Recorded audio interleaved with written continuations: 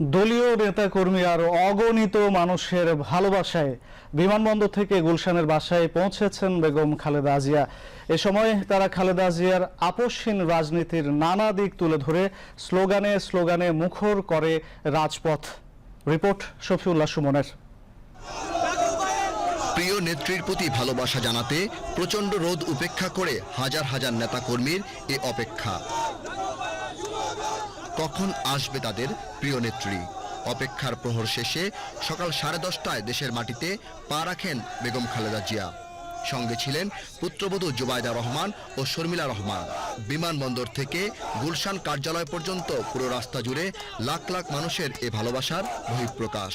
আল্লাহর অশেষ রহমতে তিনি মুক্ত হয়ে তিনি আজকে সশরীরে সুস্থভাবে বাংলাদেশের মানুষের পথে ফিরে আসবে। লাখো লাখো জনতা আজকে কিন্তু ইতিমধ্যে অবস্থান নিয়েছে দেশটা থেকে স্বাগত জানানোর জন্য। বেগম খালেদা জিয়া বাংলাদেশে আসছে, আমাদের গণতন্ত্র ফিরে পাবো আমরা এই আশা করি।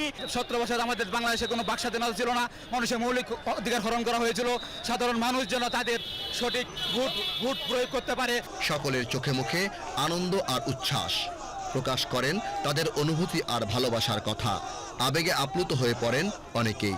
আমাদের দেশনেত্রী, গণতন্ত্রের প্রতীক, উনি সুস্থ হয়ে আমাদের মাঝে ফিরে আসছেন।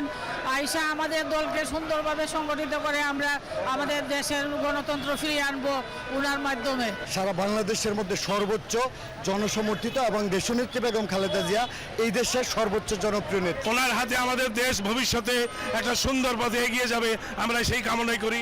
বেগম খালেদা সুস্থ হয়ে আমাদের মাঝে ফিরে আসছেন, আমরা খুব আনন্দে উদ্বেলিত। দেশনেত্রী খালেদা জিয়া সত্যিকার অর্থে একজন আপসহীন নেত্রী।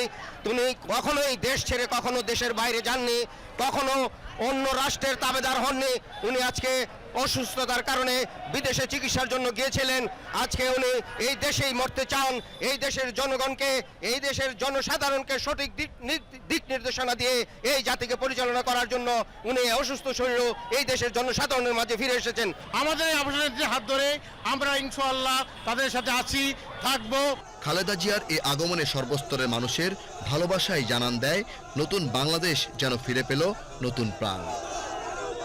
Shafiullah Suman, BTV news, Dhaka.